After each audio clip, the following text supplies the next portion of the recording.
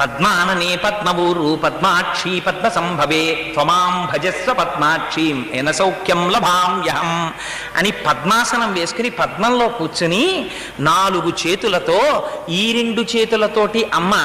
ఆ అంకుశాన్ని పాశాన్ని పట్టుకుని తామర పువ్వుని పట్టుకుని ఈ కింద ఉండేటటువంటి 2 చేతులలో కుడి చేత్తో అభయహస్తాన్ని రెండో చేత్తో తన పాదములను చూపిస్తూ ఎర్రటి పట్టుచీర కిందకి వ్రేలాడుతుంటే అమ్మ ఉత్సవమూర్తి అక్కడ ఉంటే ఒంటి నిండా పుష్పమాలలు అలంకరింపబడి ఉంటే అమ్మకి నీరాజనం ఇస్తూ ఉంటే అరకుండ చేయించుకున్నటువంటి వైష్ణవ కూడి